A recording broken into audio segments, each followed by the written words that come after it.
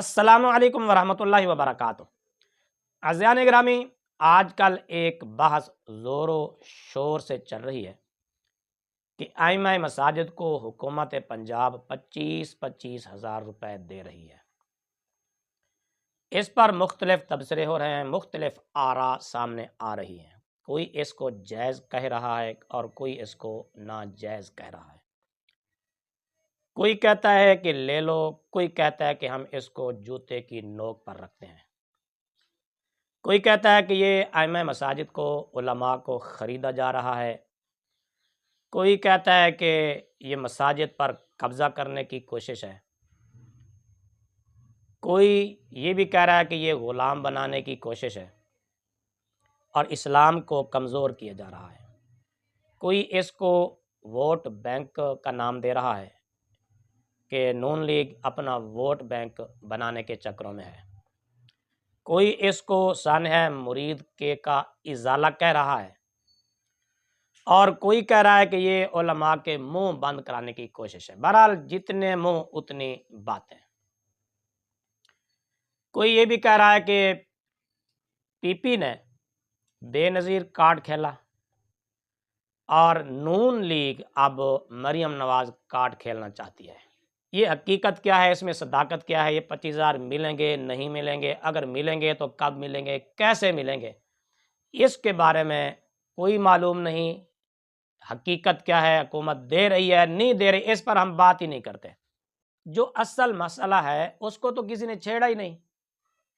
مسئلہ یہ ہے کہ اگر ائمہ مساجد کو حکومت کی طرف سے 25,000 ملتے ہیں تو کیا وہ 25,000 لینے والے ائمہ کرام کے پیچھے نماز پڑھنا جائز ہے یا ناجائز ہے؟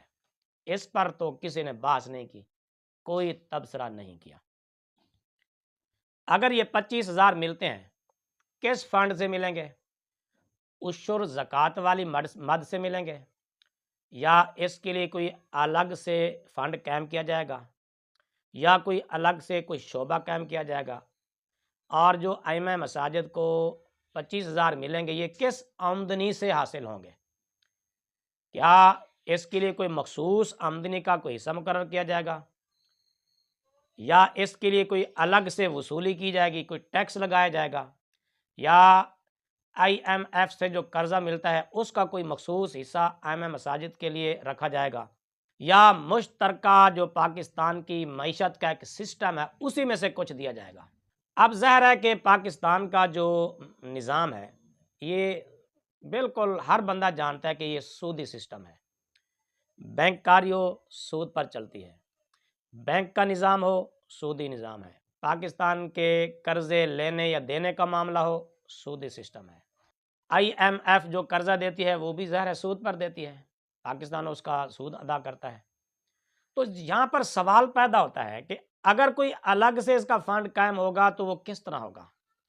اگر الگ سے کوئی فنڈ نہیں قائم ہوتا تو پھر ظاہر ہے اسی سودی سسٹم سے ہی یہ سارا معاملہ چلایا جائے گا اور ائمہ کرام کو جو 25,000 ملیں گے، ظاہر ہے ہر بندہ جانتا ہے پاکستان کا نظام سودی نظام ہے، کون نہیں جانتا؟ پاکستان میں کسی بھی بینک سے آپ قرضہ لیں سود کے بغیر نہیں ملے گا، یا پاکستان بیرون ملک سے قرضہ لے گا سود پر لے گا۔ تو اب سوال پیدا ہوتا ہے کہ اس سودی نظام سے تنخواہ لے کر جس کے بارے میں 100% یقین ہو کہ یہ سودی پیسہ ہے، سودی سسٹم ہے، یہ میں آپ کے سامنے ایک سوال رکھ رہا ہوں، میں کوئی تبصرہ نہیں کروں گا، میں کوئی جواب نہیں دوں گا، آپ نے تبصرہ کرنا ہے، آپ نے اس کا جواب دینا ہے۔ سوال یہ ہے کہ جن ائمہ کرام کو گورنمنٹ تنخواہیں دے گی، 25,000 روپیہ دے گی، جس مد میں بھی وہ دینا چاہتی ہے، جس نیت سے بھی وہ دینا چاہتی ہے، وہ الگ معاملہ ہے، تو کیا وہ ائمہ کرام جو سودی سسٹم سے تنخواہ لے کر سود کے پیسے کھا کر نماز پڑھائیں گے تو کیا سود خور امام کے پیچھے نماز جائز ہوگی؟ یا تو اس بات کو واضح کیا جائے کہ ائمہ کرام کو جو 25,000 ملیں گے وہ سودی سسٹم سے ہٹ کر کوئی اور فنڈ قائم کیا جائے گا، اس میں سے ملیں گے۔ ظاہر ہے یہ تو بالکل ایک مشکل اور ناممکن سی بات ہے، ایسا ہو ہی نہیں سکتا۔ کیوں؟ جو یہ ایک مشترکہ نظام ہے، خلط ملط نظام ہے، اس میں سودی غیر سودی سارے معاملات چل رہے ہیں۔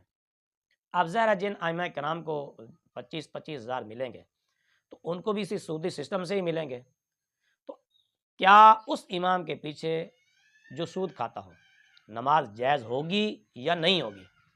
اب ظاہر ہے کہ سود کھانا گناہ کبیرہ ہے، یہ حرام ہے، حرام خور امام کے پیچھے نماز پڑھنے کا حکم کیا ہے، جبکہ اس کی حرام خوری 100% یقینی ہو، 100% یقین ہو کہ یہ جو پیسہ مل رہا ہے یہ سود کا مل رہا ہے یا رشوت کا مل رہا ہے یا شراب کی قیمت مل رہی ہے، 100% اگر یقین ہو بھی یہ بندہ اس طرح کا معاملہ کرتا ہے اور اس طرح کی اس کی آمدنی ہے، تو کیا اس بندے کے پیچھے جو صراحتاً بالکل واضح اور کھلم کھلا حرام ہو اس کی آمدنی اور اس کا کھانا پینا، اس کی نماز قبول ہوگی؟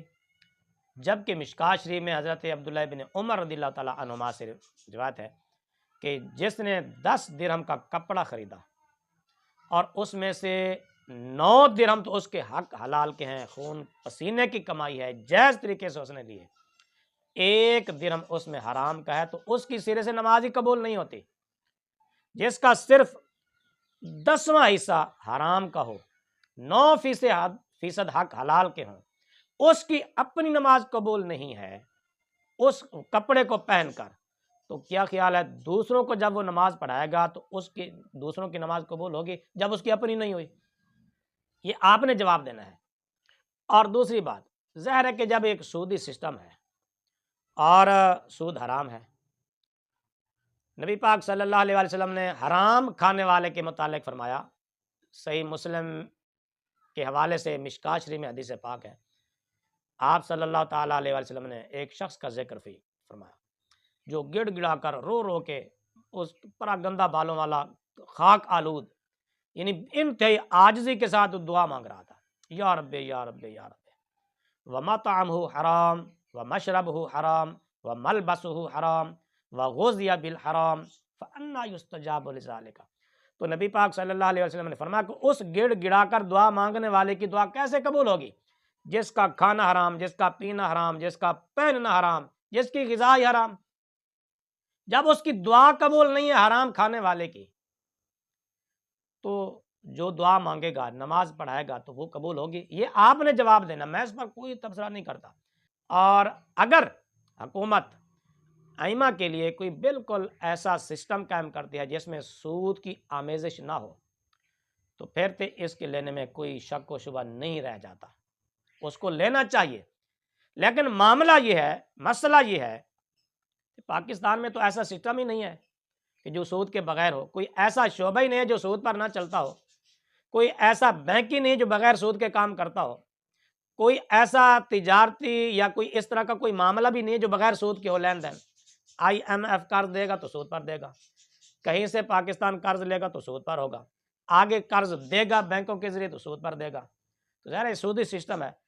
سوال اتنا ہے کہ سود کے نظام سے تنخواہ لے کر نماز پڑھانا، اس امام کے پیچھے نماز پڑھنے کا شرعی حکم کیا ہے، جبکہ اس کی آمدنی میں سود کی آمیزش کا ہونا یقینی طور پر ثابت ہو؟ یہ آپ لوگوں نے بتانا ہے، میں کچھ نہیں کہتا، میں نے صرف آپ کے سامنے ایک مسئلہ رکھا ہے اور اس پوائنٹ کو اجاگر کیا ہے، کیونکہ اس پر آج تک کسی نے کوئی بات نہیں کی، صرف اتنی باتیں کر رہے ہیں کہ لے لو نہ لے لو، ہمیں نہیں خریدا جا سکتا، کوئی کہتے ہیں لے لو، کوئی کہتے ہیں نہ لو، بہرحال وہ ان کا معاملہ ہے، جو کہتے ہیں لے لو وہ بھی انہی کا معاملہ ہے، جو کہتے ہیں نہ لو وہ بھی انہی کا معاملہ ہے۔ اصل مسئلہ تو اب یہاں ہے کہ جو ائمہ کرام سودی سسٹم سے تنخواہیں لیں گے، میں یہ پوائنٹ اجاگر کر رہا ہوں کہ پاکستان کا نظام معیشت یقینی طور پر سودی نظام ہے، تو اس سودی نظام سے تنخواہ لے کر جس کو قرآن مجید نے اللہ اور اللہ کے رسول کے ساتھ جنگ فرمایا ہے، تو اللہ اور اللہ کے رسول سے جنگ کرنے والے امام کے پیچھے نماز کا کیا حکم ہے؟ یہ آپ نے جواب دینا ہے۔